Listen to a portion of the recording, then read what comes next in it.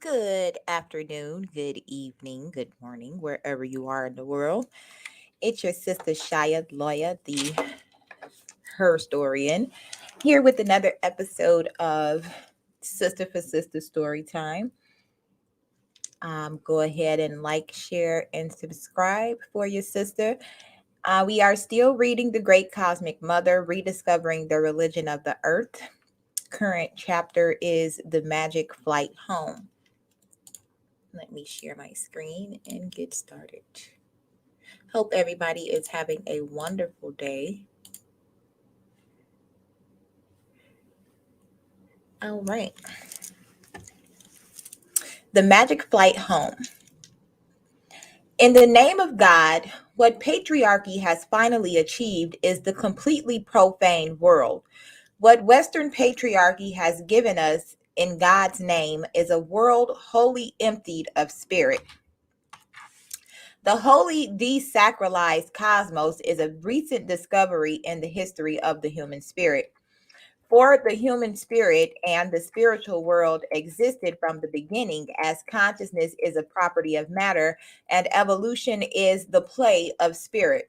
By abstracting spirit from flesh, by utterly demonizing the physical world and woman as its source, patriarchy has almost destroyed the home of spirit, which is sacred earth and all flesh. In its place, patriarchy has built a sordid wasteland of material products, profit and power systems, and death machines, the inevitable result of 4,000 years of militant life hatred and cynical mercantilism. Our earthly bodies themselves are mechanized and pornographized, offered up for sale as though indeed we had no souls, but existed only as exploitable units in nihilistic market and state systems. Whether we are women or men, we are all for sale in the modern world, all whores for our own survival. In the final insult, the religious fundamentalists tell us the price tags attached to our necks and growings are not travesties at all, but come from God, a God who somehow, in their mercenary sermonizing, becomes the original capitalist. And of course, they are right. Their God was the first to own, control, and exploit the human female as productive property, as a head of cattle or capital. Today, as its beginnings, patriarchy pretends to teach us about our souls and offers us spiritual salvation.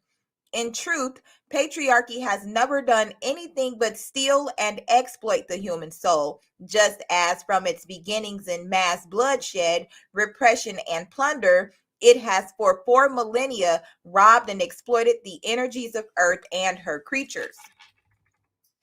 By setting itself against evolution or against the continuous epiphany of biological consciousness, patriarchy has set itself against life itself. For 4,000 years, it has plundered, pushed, and plotted its way toward the complete construction of a substitute life, an ersatz earth, a la global shopping mall, a man made mechanical paradise. Ignoring, denying, and insulting the cosmic laws of everything growing and alive, it develops mechanoid specializations in every sphere, supposedly for our benefit. It destroys or overrides integrated living processes to turn out metalloid and plastoid things, deadened things, which correspondingly humanoid things are supposed to spend our eerie lives buying and consuming. But we should know by now that human life, engineered as an extension of a mechanoid vision, is to the benefit of no one except the owners of the machine. The industries and technologies of both Western capitalism and Soviet statism cannot exist without earth rape, gross pollution of the environment, exterminations of vast numbers of animals and humans, of jungles and forests and grasslands, massive die-outs of terrestrial and oceanic life forms, because systematic destruction is a function of the original patriarchal premise. Exploit for power and profit. What can be done under patriarchy to one female body can be done under world patriarchy to the entire body of earth. The pornographic images of women trussed up in chains and barbed wire, of female flesh bruised and bloodied and beaten raw, are really our species' maps of the mutilated earth, who for 4,000 years has been tortured for power and profit. The deadness of pornography is the deadness of the landscape created by patriarchy, in which nothing lives that is not hideously deformed, controlled, manipulated for the voyeur's eye, bound up for use. In such a landscape, the classic patriarchal paranoia becomes well justified. Earth becomes indeed an ugly, hellish place in which ugly, hellish things can be done to us. Mother Earth can refuse to respond to our need and instead begin to match our destructiveness with her own destructions. In response, the man says not to worry and regales us with his plans for a wholly programmed artificial life. It will be such a great improvement over the natural life, which was so encumbered with mess and error. Grass will be replaced with astroturf. Hearts will be replaced with computers. On the market right now are fluffy, purring, meowing robot pussycats, which can do all the cute things real house cats can do. Catch mice? Maybe, without the cost and bother. In fact, everything can be replaced, including us, with those good, efficient, obedient, non unionized, thoroughly dreamless machines. For those still attached to the sentiment of flesh, biological engineers are probing inward with an eye to reprogramming our DNA to eliminate perhaps our varieties as well as our mistakes, all with a vision of making us more perfect, which classically means more usable within the terms of specific systems. For those who still gaze at stars, the man is launching out in all directions, eager to carry all these circuit boards of God to other planets, other galaxies. In all the plans to colonize space, there is a remarkable but predictable absence of any profound urge to contradict or challenge the extant patriarchal definition of the meaning of life. Moon and planets will become colonized resource stations. Male and female astronauts, or the androids that replace them, will communicate with each other, with earthlings, and with galaxies in only the most linear, digitalized, and computational language. Regardless of their siliconic sophistication, the more humans rely on machines, the more we become extensions of machines. The mechanoid processes meant to free us are instead defining us. In this boyish enthusiasm for his own inventiveness, the man has once again thoroughly missed the point, which is only fully living beings can fully experience life. For those of us left earthbound, we live on a dying planet, a planet undergoing prolonged torture that is a huge, fully sentient creature being subjected to an infinite variety of murders. She is dynamited, she is strip mined. She is gassed and sprayed with chemicals. She is riddled with wells seeking oil, her blood, determined to suck out the last black drop. Her brain, which is the sea, is dumped full of poison. The air through which she breathes becomes a thick, toxic cloud. All the heavy metals and radioactive elements, once distributed sparsely throughout her body, are now leached into her bones, into her fleshly soil, into her womb, stored in lethal concentrations, drunk by roots, groundwater, tongues. They will pass down a more than necessary death to her remaining creatures for generations. A humanity starved of energy eats its own mother. Meanwhile, nature's free and relatively wholesome, holistic energies of sun, wind, thermal heat, water, moon tidal, human, and organic compost are ignored, rejected. Not that they are non-feasible, but that manhood in the Western world is defined as large-scale exploitation rather than as local cooperation. The Western world, as we all know, is a total junkie, both in its compulsive addiction to consumption and in its foul methods of disposing its waste. The number one drug problem in America surely is the 24-hour-a-day addiction of the average person to 100 times more artificial energy, from sugar to electricity, from mass entertainment to the bomb, than any healthy human being could ever want or need. And like any junkie threatened with a cutoff of supply, America, the Western world generally, can think and act in murderous ways. The Western world feels it is constantly threatened with having its physical power sources cut off. In response, if current political economic trends are indicative, it will euphemistically institute and maintain a total dictatorship of the globe in order to maintain access to energy sources, which are, by most accounts, already dwindling. The alternative for the West is a complete change of worldview and lifestyle. But how is such a total change possible within the terms of patriarchal ontology? The Western patriarchies cannot change in any radical, root way because they are ontologically based on a cutting off of human roots. The patriarchal West cannot solve its energy problems because our minds and spirits were long ago cut off from the real source of energy or creative power. This is the sexual spiritual source of cosmic ecstasy, which patriarchy has denied in favor of manipulative, moralistic, and rationalistic energies. And as moral and rational energies themselves dwindle within a lingering patriarchal framework, only the most decadent, bizarre, and vicious energies seem to erupt in their place. These criminal energies do not result from the absence of patriarchy, as the fundamentalists preach. Rather, they are the corrupt residues and grotesque spasms of the dying patriarch himself.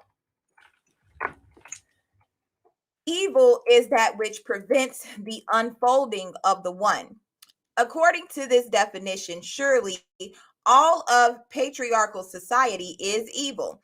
Even in its death throes, it attempts to pit us all against each other as economic enemies, as political enemies, as racial enemies, as religious enemies, worker against worker, white against dark, man against woman, belief against belief, as patriarchal systems begin and end by instigating competitiveness for survival, by trying to make communalism, mutual cooperation, impossible. Ironically, even the minimal cooperation required to keep patriarchal systems going seems to be rapidly dwindling.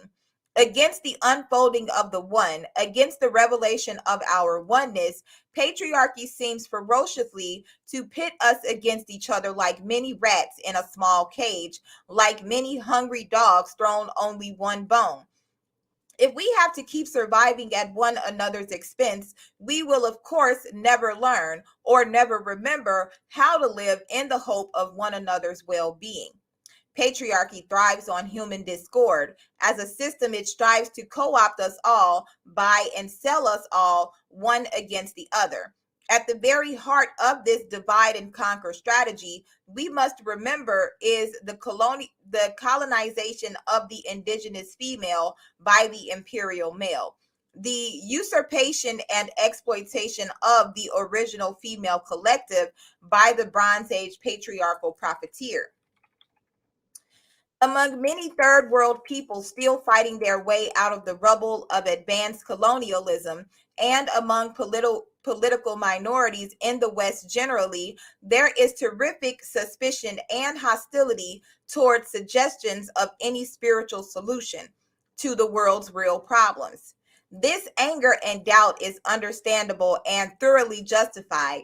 Franz Fanon wrote in The Wretched of the Earth, "For centuries they have stifled almost the whole of humanity in the name of a so-called spiritual experience." They, of course, refers to the Christian West. The so-called spiritual experience has been that of a dominating European and American male elite with their auxiliary wives and families, which has for 3 centuries proceeded to realize its pathological lust for individual power and enrichment at the expense of the rest of the world. Western patriarchy has plundered, raped, co-opted, ripped off, brutalized, and massacred lavishly, always in the name of God. God is always available to justify what cannot otherwise be justified. The Holy Bible itself is the first written example of this phenomenon. Western Christians, throughout their long, gory history, have convinced themselves that God of the Bible chose them to be spiritual imperialists. They have convinced themselves that this God virtually gave them the entire earth to use, to control, to profit from, and in the final insult, to missionize, to teach spirit to, through a rifle barrel if necessary. It is a kind of dematerialized fairy tale Christians have long and wistfully told themselves, that the living earth is not real anyway, so God gave it to them to abstract into wealth, which is quite real. The entire planet, with its exotic varieties of peoples, lands, animals, and resources, has been viewed by Western Christianity as little more than raw material, just waiting to be appropriated and reprocessed by enterprising religious men into an ego-enhancing experience. Because clearly the God in whose name the West has terrorized the rest of the world has not been a God of spirit, not ever, but a God of inflated patriarchal ego, an ego so full of itself it has always been able to spiritualize or rationalize as divinely ordained the most blatant robberies and repulsive crimes. The biblically derived capitalist or spiritual experience in particular has never been an adventure of spirit, but an indulgence of extreme individualism and self-righteousness in pursuit of personal profit, personal enhancement, always at the expense of the whole world. For only ego experiences end up amassing profit or acts of alienation. Genuine spiritual experience is always communal or an act of communication. Just as Western biblical spirituality has served to rationalize imperialism, it has simultaneously served to stifle political criticism and activity against imperialism.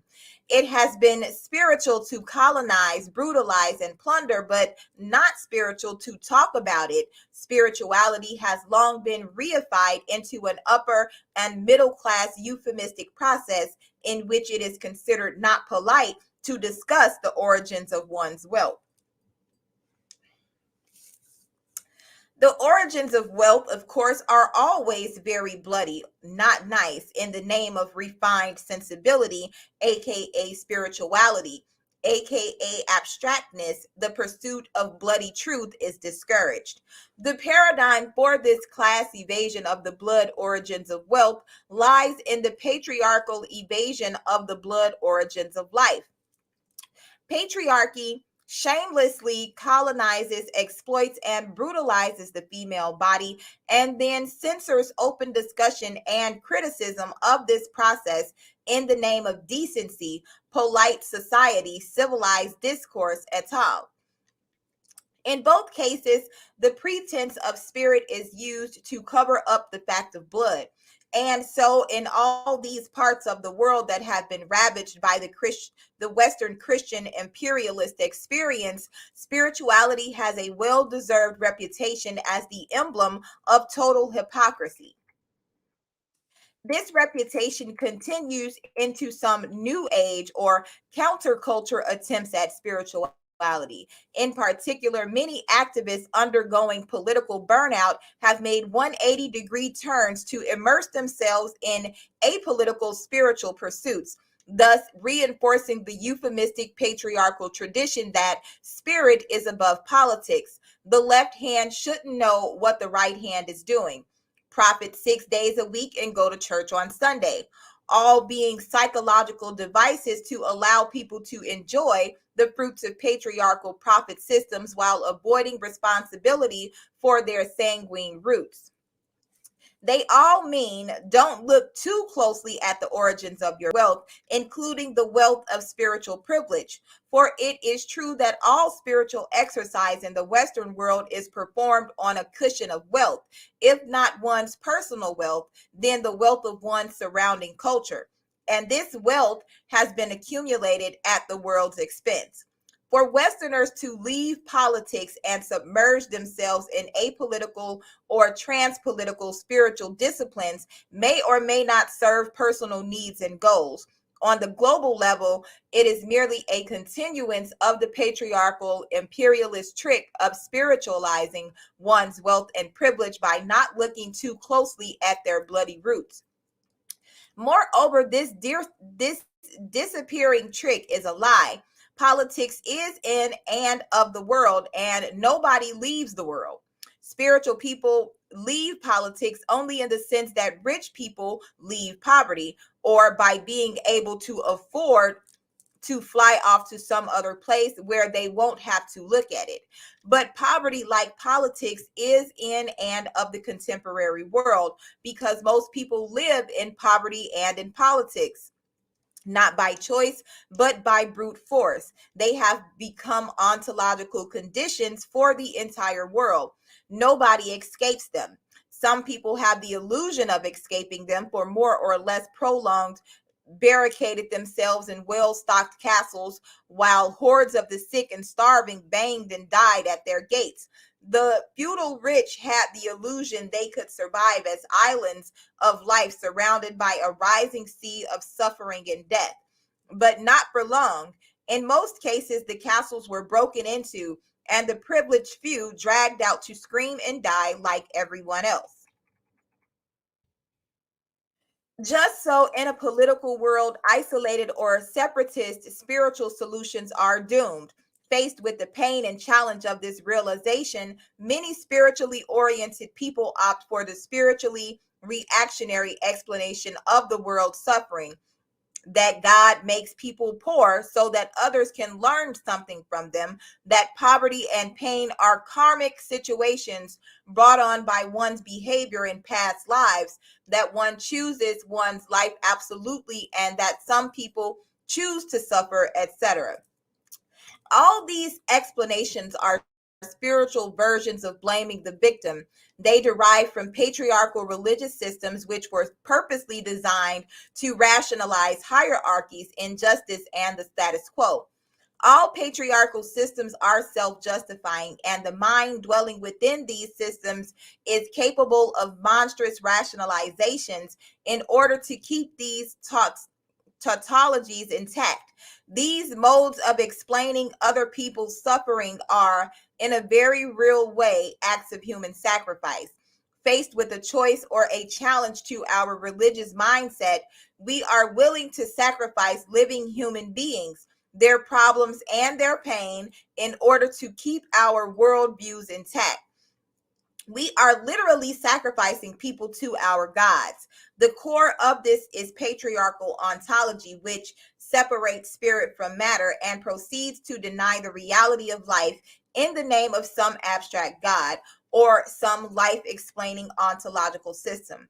All spiritually oriented people are prone to this trap, and it is a trap we must beware when our desire and capacity to see the world as a sacred gestalt becomes, on another level, a monstrous justification of what must not be justified.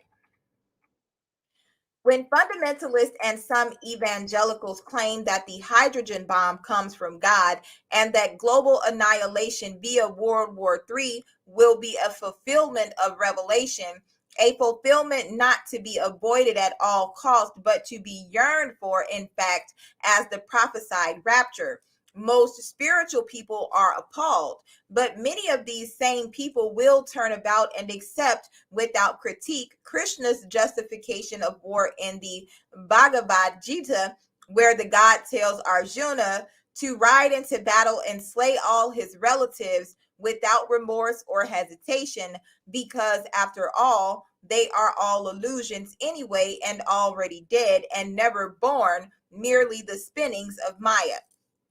One myth is prettier to us, more exotic than the other, but in truth, what is the real difference between one patriarchal rationalization of hell and the other?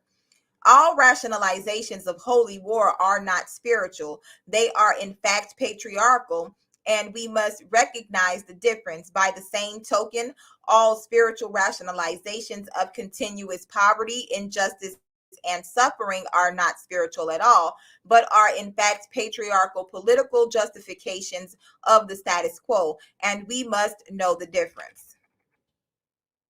The Goddess in Her Manifestations at Greenham Common, 1984.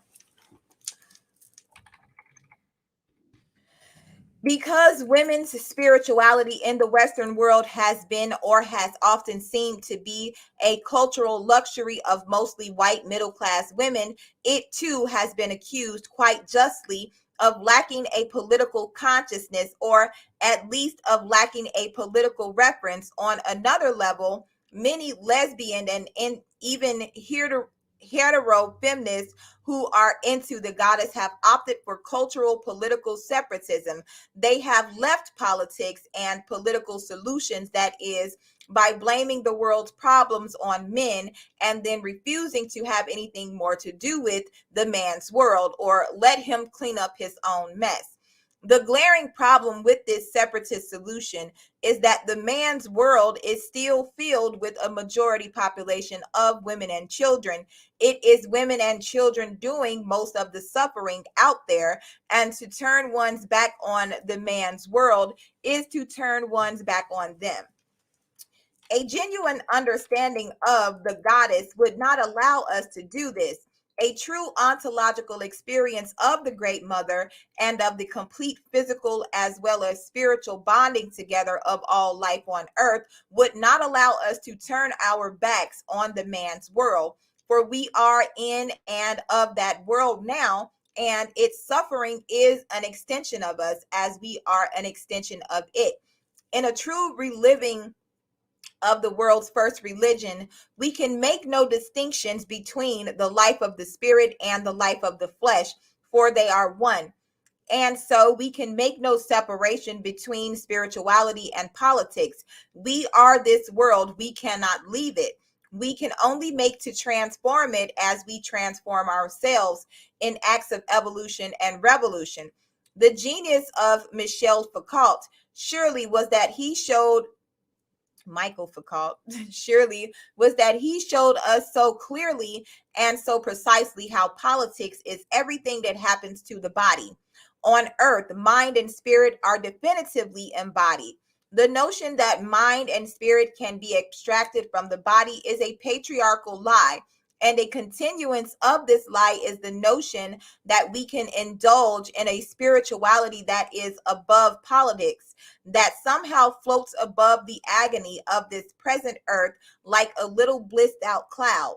The spirit is within a body. It is the conscious experience of process within that body, and the spirit evolves or is obstructed in its evolution depending on the body's experience of its material environment. It is patriarchy that devalues and disconnects the body from the spirit in order to make that body's energy accessible for exploitation. A feminist spirituality must begin with the fact of being alive as a biological body on a living and conscious biological planet. This is the human ontological condition. This is the condition of all human evolution and all creative human activity. Those who embrace spirituality as an escape from politics, as a transcendence of political exigencies, simply do not understand what feminist spirituality means at its roots. The joining of the conscious body and the conscious spirit in the ongoing epiphany of experienced evolution. Whatever represses or deforms the body's experience of itself also represses and deforms the spirit's self experience. God does not want millions of human beings to starve and suffer and die so that a select few can undergo a spiritual experience. Nor does the goddess live solely in elite separatist retreats, dancing naked in the piney woods under a white and well-fed moon. The goddess at this moment is starving to death in refugee camps with a skeletal child clutched to her dry nipples. The goddess at this moment is undergoing routine strip and squat search inside an American prison. The goddess is on welfare, raising her children in a ghetto next to a freeway interchange that fills their blood cells and neurons with lead. The goddess is an 8-year-old girl being used for the special sexual thrills of visiting businessman in a Brazilian brothel. The goddess is patrolling with a rifle slung over her shoulder, trying to save a revolution in Nicaragua. The goddess is Winnie Mandela in South Africa saying, "Don't push me." The goddess is the world. The goddess is in the world, and nobody can escape the world. We know this, but we forget it. In this world, at this point, no political revolution is sustainable if it is not also a spiritual revolution, a complete ontological birth of new beings out of the old. Equally, no spiritual activity deserves respect if it is not at the same time a political responsive activity. As Julio Cortázar says, the moment comes when a truth becomes clear, a truth simple as it is wonderful, that of saying oneself alone is not saving oneself, or in any case, it doesn't justify us as human beings. In this world, at this point, we are at the apogee of the patriarchal project of separating flesh from spirit. Some spokesmen for the patriarchal view are actually telling us that they might have to launch World War III, even if that means annihilating the world in order to save the American way or our Christian capitalist souls. This thinking represents the outcome of 4,000 years of patriarchal attempts to abstract spiritual from material existence. The only meaningful political direction left now is synonymous with the only meaningful spiritual direction left now towards the conscious refusion of the spirit and the flesh. This radical step might appear to be a step backward, but in our movement along a spiral, it is in fact a step forward to the same place we began, but on the path of a larger circle of consciousness. This time, it will be a global consciousness of our global oneness, and it will realize itself on a very sophisticated technological stage, which perhaps a total merger of psychic and electronic activity. When Steve Biko defined the vision of Black consciousness in Africa as a quest for true humanity, as a desire to define human beings as ends in ourselves, not as a means for technological development, not as mere units or functions of this economic system or that political system, not as an extension of a broom or pushable buttons on machines, but as the determination of the Black to rise and attain the envisaged self. He was articulating a spiritual vision as well as a political vision, and his articulation must be applied to all the world's people. The envisaged self is the next stage in human evolution, and it will be born explicitly from the refusion of experienced spirit and experienced flesh, not as a means toward any externally established end, but as a consciously perceived process of evolution unfolding itself. The primary urge of patriarchy has been to control and repress life towards some profitable end, rather than to allow this self-perceiving unfolding to occur. All genuine and successful revolts against patriarchy will be conjoined spiritual political revolts, and they will occur with the organic inevitability of unfolding evolution. This is why the great political revolutionaries who end up being killed, assassinated for one ostensible reason or another, are inevitably the people who most appeal to the spirit.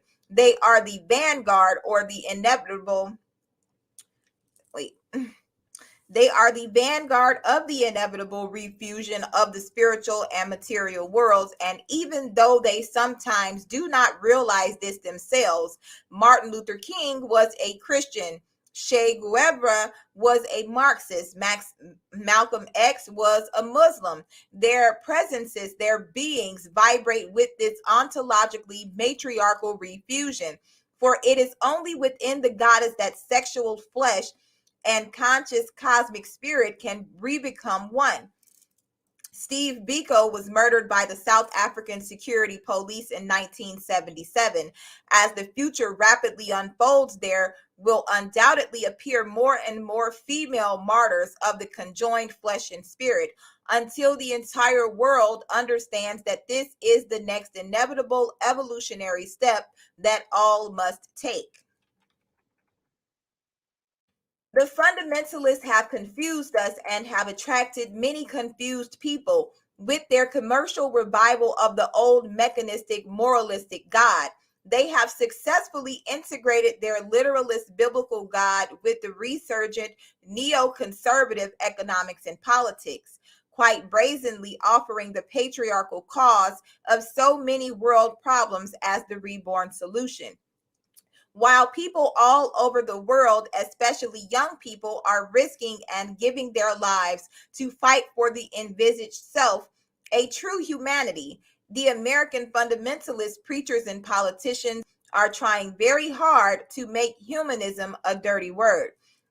This is the result of their Bronze Age religious heritage, in which everyday fleshly earthly reality had to be demonized in order to make spirit the property of an elite few.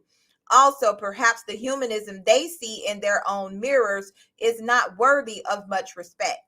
The secular humanist liberals have also contributed to the problem, striving to maintain the constitutional separation of church and state. They have in past decades constructed program after program, government funded housing, food commodities, food stamps, job training and retraining programs, etc., in which the minimum needs of the body are met along with a massive disregard for the human spirit. Liberal programs failed because of their built-in spiritual deadness. Like many Marxists and socialists, American liberals fell into the trap of confusing spirituality with religion. Because we have all been trained by 4,000 years of patriarchal dichotomizing to believe that being spiritual is qualitatively different from being human. We refuse to see the spirit at work in so many third world humanist political movements. For the same reason, so many people are overawed by the expensive, if tacky, hyper religiosity of the modern television preachers or salesmen of God, the soaring glassy churches, the golden Bibles, the patriotically positive teeth and perfect hairdos, choirs of shimmeringly otherworldly polyester. This definitely isn't real life, so it must be spiritual. When the fundamentalists revive biblical arrogance in their claim to have a denominational hotline to God, this preposterousness is believed by millions and millions of people. This is how far we have fallen, disconnected from our primal recognition of spirit in all living things. Blatantly commercialist power mongering can claim to be conversation with cosmic spirit and be believed. True humanism, primal spirituality, and the energy of evolution must join together in a conscious force to tell the truth about God and life. The truth is that God is not in a book, holy, golden, or otherwise. God is not in a church, a cathedral, a synagogue, a mosque. God is not cemented inside any man made theological system or elitist cultural architecture. God is definitely not bursting neck veins of righteously profitable baloney at you from the TV screen. God is not for sale, even to the highest bidder, no matter how much it indulges in nationalistic flag waving and bellicosity of world power. When we are going to feel joy again, 1973. God is the universe. We are all now living inside the body of God. There is nowhere to go to get there. We are already here.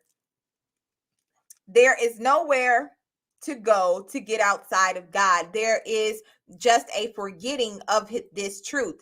It is impossible not to be living right now and always within God's body. It is only possible to be aware or unaware of this fact. Religions that try to block or repudiate our awareness of this cosmic fact must themselves be repudiated. Religions that try to cut us off from our long evolutionary past, moralistic, mechanistic dogmas that deny our billions of years of passionate, heroic survival, crawling up from the first cell through the genetic adventures of algae, fish, land plants, insects, reptiles, birds, mammals, to the complex human consciousness of now, must themselves be denied. Such religions give us a cardboard definition of life that keeps us always lonely and alienated, cut off from the creative energy and integrity of the earth's biological imagination.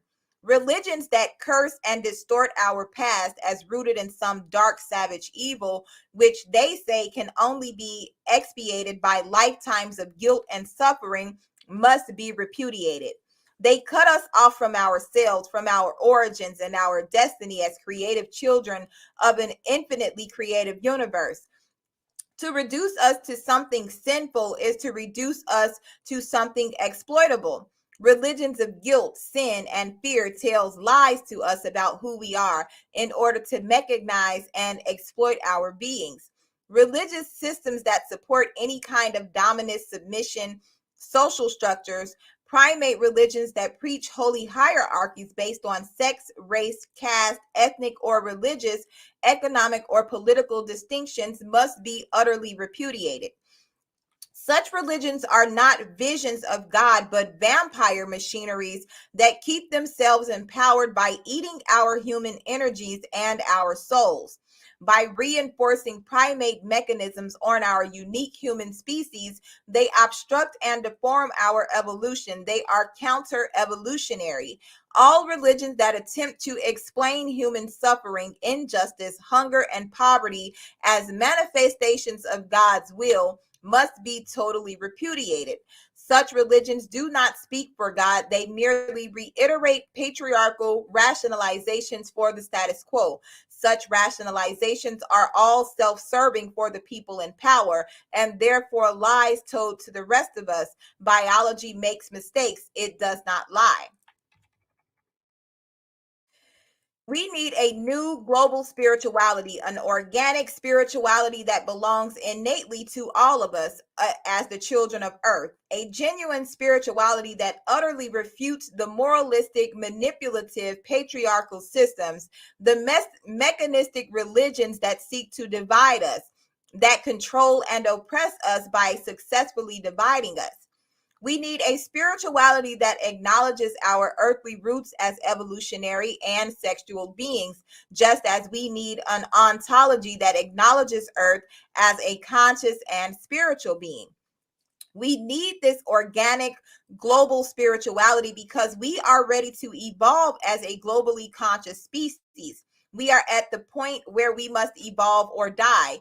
In a chilling book published in 1972, called The 20th Century Book of the Dead, Gil Elliott compiled statistics of all the ways we know how to die.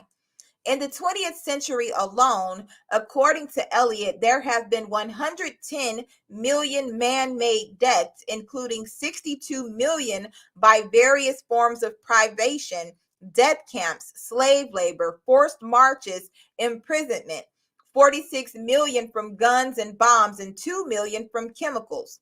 We are living in a world that practices the politics of death. And these numbers are 15 years old. Add all the wars, political murders, man-made famines since 1972. It is patriarchy that practices the politics of death. Included in these figures should be the actual deaths, perhaps also the living deaths of all those millions of women forced by patriarchal religious systems into continuous breeding of continuous raw material for all this continuous murder and dying. Add also the vast numbers of us who will die before this century is over because of patriarchal economic systems, chemical and radiation pollution of our food, water, and air, the deaths that are in us now, perhaps the deaths that are in our children. And finally, the deaths of an entire species if we do not learn before the end of the 20th century to evolve out of this politics of death into the politics of living. The political art of living, the spiritual art of being alive, for from now on out, from now on in, genuine global spiritual awareness will be the vanguard of all successful human revolution. Political revolutions that do not follow an organic, terrestrial, cosmic, spiritual vision will end up in more patriarchal death. Religious revivals based on obsolete patriarchal ontologies will only end in massive political deaths, the obscenities of holy war. We are really in a trap. We must evolve or die. Clearly, patriarchal systems will be the mode of our death. What could be the mode of our evolution? Paul Virilio speaks in Pure War about chronopolitics and the distribution of time. Politics is no longer in space, in geospace, but in time. No longer geopolitics, but chronopolitics. Organization, prohibitions, interruptions, orders, powers, structurings, subjections are now in the realm of temporality, and that's where resistance should be. If we fight in space instead of fighting in time, we will not find the enemy because the enemy does not exist in space but in time.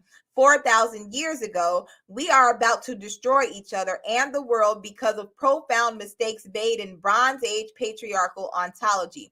Mistakes about the nature of being, about the nature of human being in the world. Evolution itself is a time process, seemingly a relentlessly linear unfolding. But biology also dreams, and in its dreams and waking visions, it outleaps time as well as space. It experiences provision, clairvoyance, telepathy, synchronicity. Thus, we have what has been called a magical capacity built into our genes. It is built into the physical universe. Synchronicity is a quantum phenomenon. The tachyon, Taishan, or whatever that is consciousness, which can move faster than light. So, built into our biological physical cells evolving linearly through time and space is an authentically magical capacity to move spirally, synchronously, multisensorially, simultaneously, back and forth, up and down, in and out through all time and space. In our DNA is a genetic memory going back through time to the first cell and beyond, back through space to the Big Bang, the cosmic egg, and before that. To evolve, then, to save ourselves from species extinction, we can activate our genetic capacity for magic. We can go back in time to our pre-patriarchal consciousness of human oneness with the earth. This memory is in our genes. We have lived it. It is ours. This we know. The earth does not belong to man. Man belongs to the earth. This we know. All things are connected like the blood which unites one family. All things are connected. Whatever befalls the earth befalls the sons of earth. Man did not weave the web of life. He is merely a strand in it. Whatever he does to the web, he does to himself. These were the words of Chief Seattle in 1852, but they are not Indian words alone of one century or another. They are an articulation of all human memory. They are our global memory as we all recede backward through the Christian era, through the Bronze Age, through the Neolithic, through the Stone Age consciousness of Cro-Magnon and Neanderthal, through the primates, mammals, birds, reptiles, starfish, algae to the first cell. By going back to our clear knowledge that the earth does not belong to us, but rather that we belong to the earth, As the cosmos does not belong to us, but we belong in the cosmos, we can also leap forward to that time when we know with equal clarity that we all belong together, belong equally with one another on the earth, which is our mother and our home, within a universe that is eternally God's body and our home. Such words as Chief Seattle's are not moral sentiments or emotional wishes. They are statements of cosmic law, of biological and physical law. Our consciousness is a property of our biological being. At the deepest levels of biological and of physical being, all consciousness is in the universe is inextricably linked in a galactic network or webwork of mutual awareness and mutually interchanging gestalts. This mutual interaction may be described as the brain of God, in which all thoughts are living realities. This is where we live, either mutually evolving or mutually dying, such as all thoughts either realize themselves or die. Within such a living and dying cosmos, how can we make rational distinctions between spirit and flesh, between spiritual systems and political systems, and economic systems and social systems? Clearly, they are all bound together as interacting thoughts, and therefore, such words as Chief Seattle, whatever, are also statements of political, social, and economic law. They tell us that within such a cosmically extenuated webwork of mutually interacting and intersensing thoughts, profit can never be a good word, nor can individualism in pursuit of profit be a wholesome or a sane activity. Profit is always at the expense of the whole world.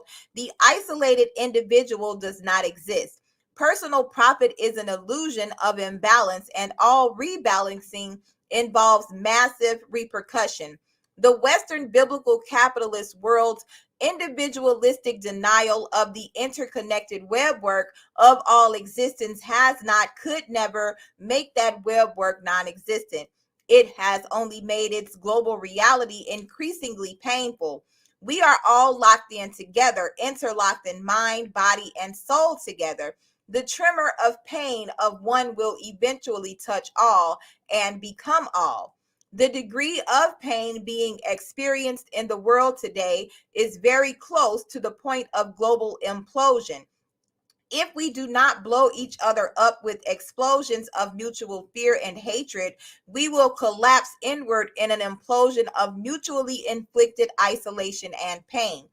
As we are all connected together, there is nowhere else we can go. Whatever we do, the repercussions of our present situation will be global. The earth is implacably round. We can change our thoughts, however. Evolution begins in the brain of any creature who experiences a need to evolve. Species can make quantum leaps of change when a threshold number of them experience the need to change. Geneticists can speak of random mutation, but in fact, gene mutations are reflections or reflexes of perceived needs within a species. Biology can make mistakes, but not because it is unconscious. Biology is profoundly conscious and profoundly responsive to thought and to perceived need. As a species, we must attain that threshold number of conscious beings who perceive totally our need to evolve quickly and the optimal direction of that evolution. To do this, we must experience the spiritual as well as physical oneness of our species. Patriarchal religious, economic, and political systems are based upon the systematic inculcation of our human and irreparable differences of sex, of color, of caste and class, of religion and nation and geographical region.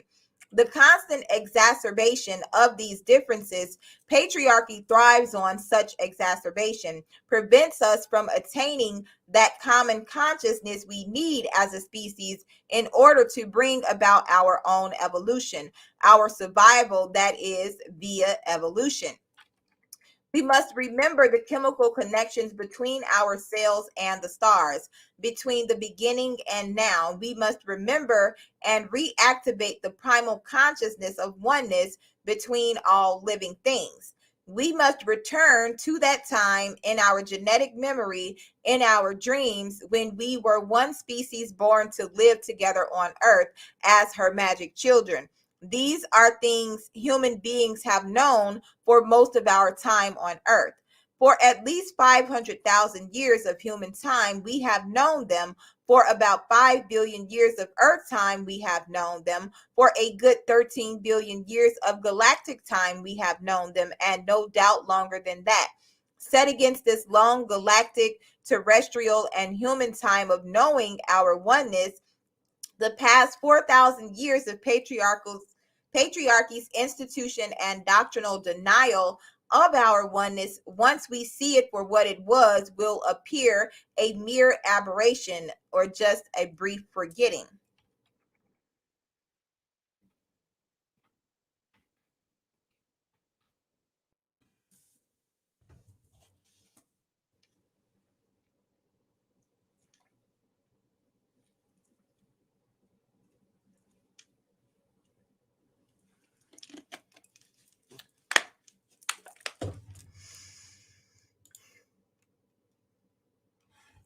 Respell the world. Witches cast spells not to do evil, but to promote changes of consciousness. Witches cast spells as acts of redefinition. To respell the world means to redefine the root of our being. It means to redefine us, as therefore change us by returning us to our original consciousness of magical evolutionary processes. This consciousness is within us, in our biology and in our dreams.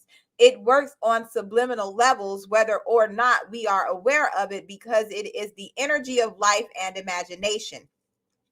When we are aware of it, it works for us as the energy of destiny, and it is powerful with the genuine power of biological life and cosmic imagination.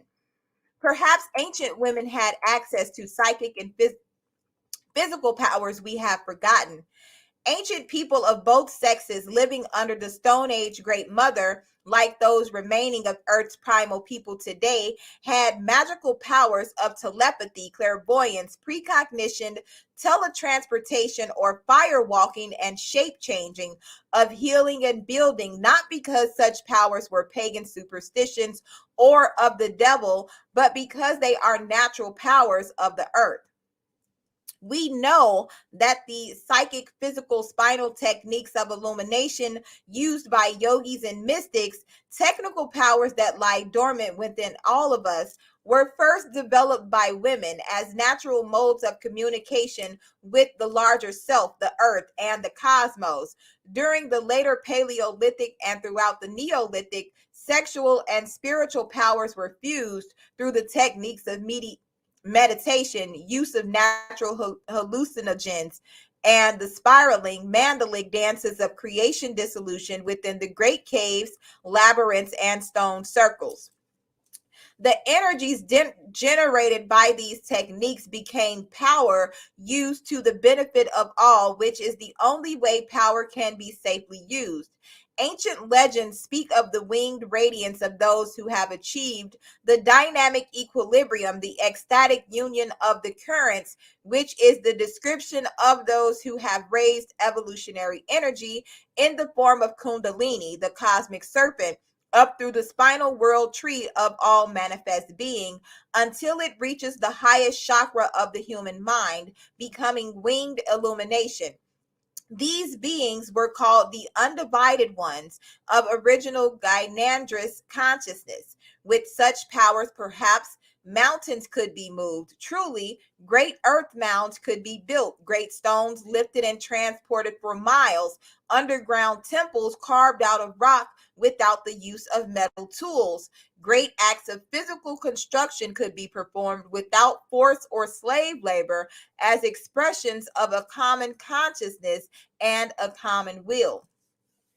More important acts of mental construction were performed, which allowed people to live together harmoniously in meaningful and exciting intercommunication with all the creatures of Earth, Earth herself, and the energy beings of moon, sun, planets, and the stars. The time when the mountains sang and the rivers clapped hands was perhaps that numinous terrestrial time when all human beings were able to live harmoniously and consciously together as magic children within the living body of the cosmos. The Mothers, 1970. Perhaps we do not know. We can only look at the evidence and imagine. We know only what we can imagine. We know only that we can imagine, as no other creature on earth can do, signifies our uniqueness, both its quality and its purpose. We are the imagining animals. We are the ones who participate in the earth's evolutionary process of imagination. For what is every manifest life form and activity on earth, if not the product of earth's imagination? Imagination, which is a form of memory moving both forward and backward in time, or the creative process itself. Perhaps the greatest harm patriarchy has done to us is to stifle, co-opt, and deform our powers of imagination. Moralism, dualistic dogmas, repressive prohibitions block our imagination as its source, which is the fusion of sexual and spiritual energies. Patriarchal religions keep this fusion from happening. Imagination dies and is replaced by mechanical linear thought patterns, indoctrination. Human beings crippled in our imaginations or no longer able to live in the terrain of dreams are human beings undergoing indoctrination, exploitation, colonization. Soon the only way to get there anymore is via drugs, drunkenness, madness, or vicariously through the art and entertainment media. Patriarchy is an anti-evolutionary and anti-magic force. By cutting us off from our long evolutionary history, and in particular by dishonestly teaching us that our pre-patriarchal ancestors were immoral savages or stupid, unrealized beings whose lives were only nasty, brutish, and short, it blocks our access to our own blood history. It cuts us off from millions of years of creative evolutionary energy stored up in our genes, our genetic memories, the powerhouses of imagination. It lies to us about who we are by telling us lies from our own selves, by cutting us off from magic as a natural property of Earth, as a conscious form of biological energy. Patriarchy further tries to make us dependent upon its mechanical systems and definitions as the only modes of life that work. In its denial of magic, patriarchy creates objectivity as the only legitimate mode of knowledge. Objectivity, as we've said, is a spectator sport based upon the illusion that the observer is outside the phenomenon being observed. The objective observer denies his participation in the observed phenomenon by virtually killing it, by making it into a dead thing. Thus, all objective information is analogous to autopsy studies done on a corpse. Patriarchy has tried to render and redefine the entire earth and all its creatures as dead things in order to sustain its pretense of possessing objective information about all of us. Objective information, as Foucault has also shown, is merely a tool of control and exploitation. It is one of the modes of illegitimate power, otherwise known as profit. Subjectivity, we must know, is the only state of experience in the universe. The only state of experienced being is as the subject experiencing itself and the world from within. This includes the self experiencing itself, experiencing other subjective beings. There is no such thing as object because there is no thing to experience itself as object. We are only subjects with the illusion of experiencing other subjects as objects. The object exists only and definitively as an aspect of the subjective consciousness, the aspect that defines me and that, and some apprehension of a border between. As quantum physics shows us, this apprehension of a border is a purely subjective one, the kind of border found in cartoons and coloring books and in the more subtle technology of the human eye. Physically, in quantum reality, no border exists. No border exists in the reality of the spirit either, as the spirit is a conscious perception of real energy fields and interactions. The border perception is a function of the individual's experience of evolution through time and space. To initially perceive the reality of ourselves, perhaps, we need the border perception. Infants with immature eyes don't have it. To begin to define the reality of the world, we need to erase it, to transcend it. Everything touches everything in the real world. There are no borders.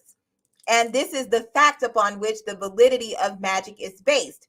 To objectify us, to divide and conquer us, patriarchy needs to insist on the reality of borders while denying the reality of magic.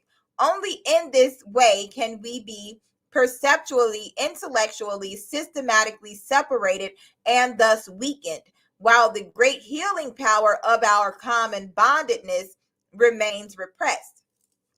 This common bond is no moral sentiment or humanist ideal, but a biological and quantum fact.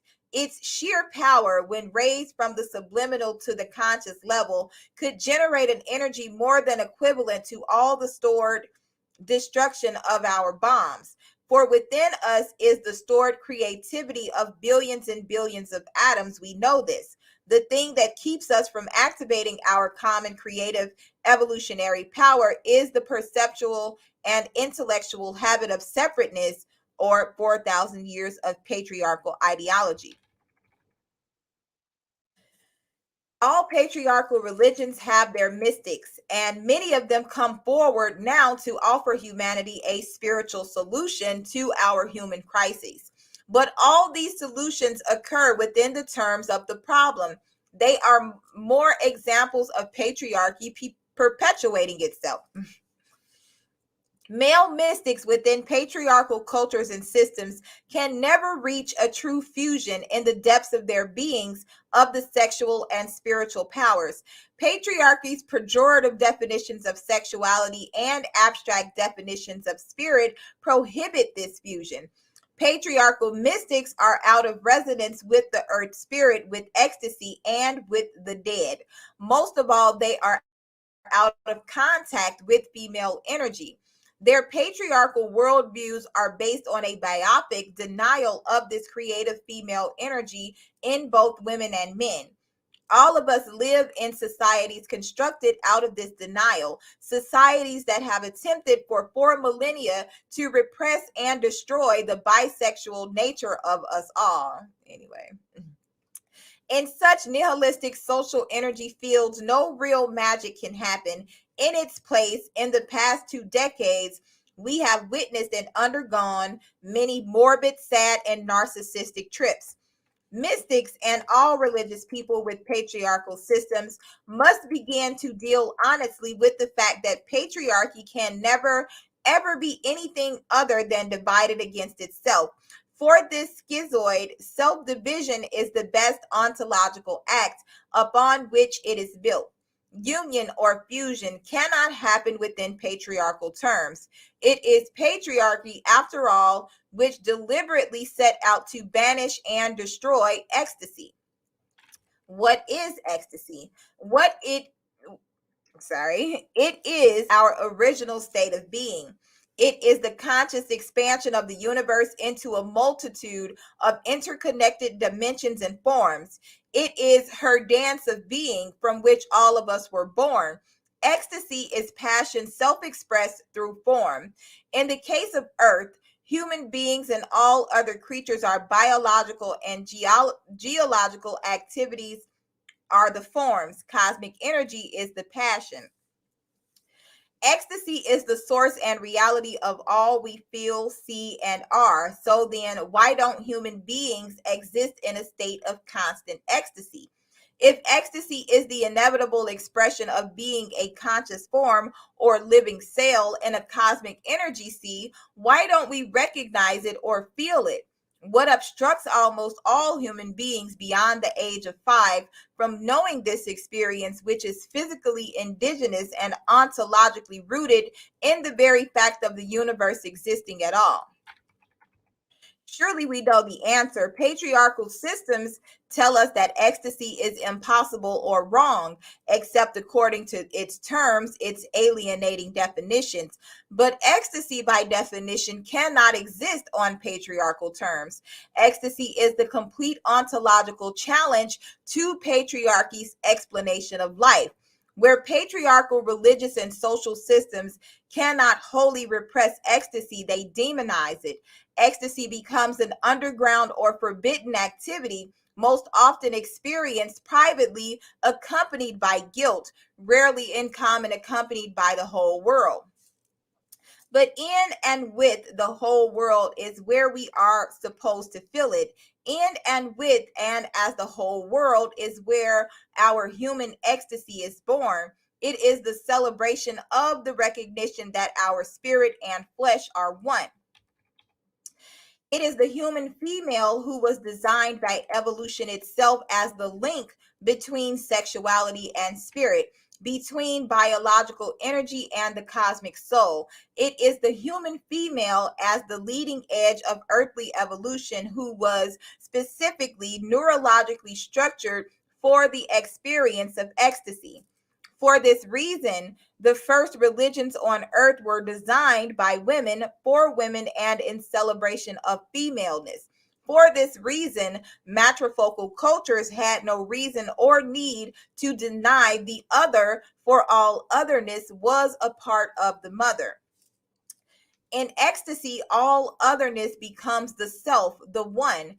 Ancient women could not have invented, because they had no need for, paranoid divisions between psyche and body, power hungry manipulations of spirit versus matter, dualistic exploitations of flesh versus soul. They were the undivided ones, tapping into unhindered flows of ecstatic energy, which is both spiritual and biological, of earthly soil and cosmic thought together, not needing to tell a lie at the root of things about the origin of life, not needing to maintain this lie by force day and night against the urges of all nature and its consciousness towards the truth. Women's cultures would not have needed to maintain themselves by energy repressive systems, by coercive and punitive surveillance systems based on social caste or economic status or skin color or eye color or dress. Nor would there be any need for hierarchic organization, tyrannical terrors, or political frauds. All these patriarchal accoutrements are necessary to enforce a mechanical order in the absence of organic order. All these patriarchal machineries are necessary to enforce the repression of common ecstasy, an ecstasy indigenous to all cultures that exists to realize rather to deny the one at the heart of all. A return to the goddess is not a backward trip through space or time. The human race cannot really return to infancy. We are too far gone for that.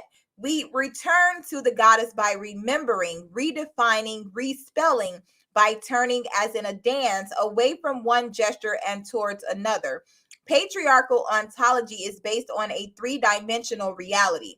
Modern physics is showing us that the universe has not 4 dimensions, but as many as 11 dimensions, perhaps more. The universe is undergoing ecstatic exponential expansion into 11 or more dimensions. Surely, 3-dimensional religions cannot keep us in touch with such a universe. If we do not want to die, then we must evolve, and that means we must dance. expand exponentially with the dancing cosmos. We return to the cosmos only by becoming lovers of life rather than life's victims, voyeurs, and policemen. How twisted we have become within biopic religions, spending most of our waking hours in grotesque postures of aggression, hurry, hate, self-righteousness, resentment, paranoia, and murderousness. Under the rule of the patriarchal God, we are all gargoyles, characterized by rigid poses that reveal mostly all our terrible fears and greeds, eaten away from inside by cancerous needs.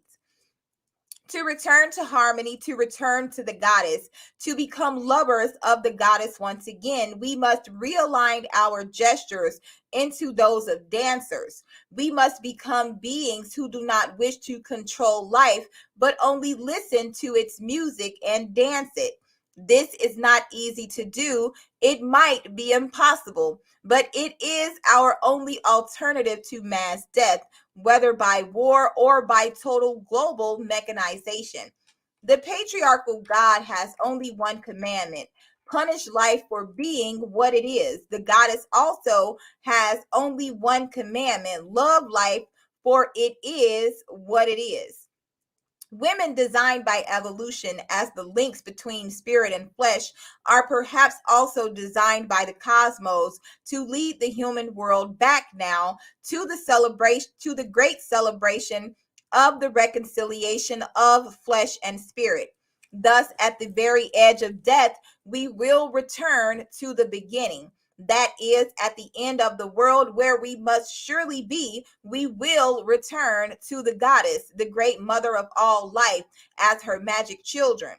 In a round world, the only way for human beings to survive the end is to return to the beginning. Thus, we complete a circle, but on a spiral, we revolve to a larger circle.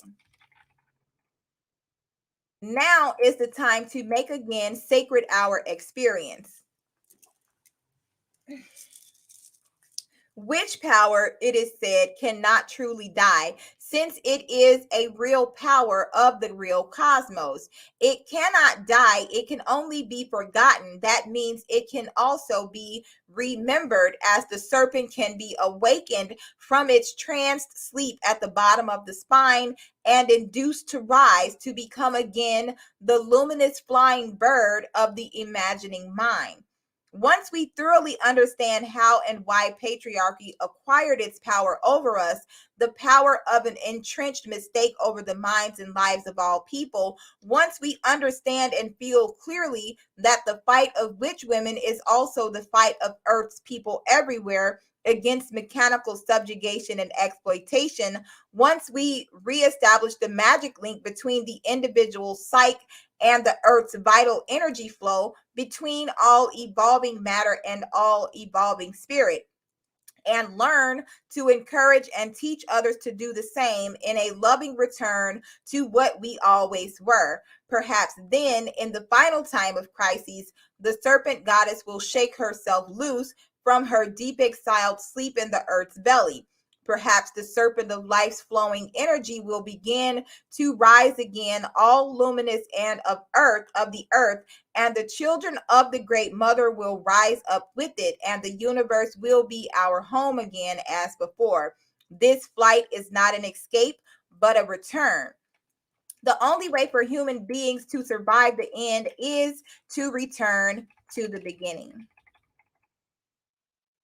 Listen to the words of the great mother. She says, whenever ye have need of anything, once in a month, and better it be when the moon is full, then ye shall assemble in some secret place. To these I will teach things that are yet unknown, and ye shall be free from all slavery. Keep pure your highest ideas, strive ever toward it.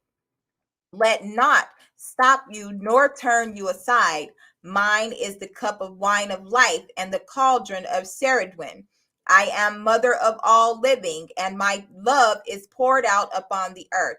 I am the beauty of the green earth and the white moon among the stars and the mystery of the waters. and the desire in the heart of woman.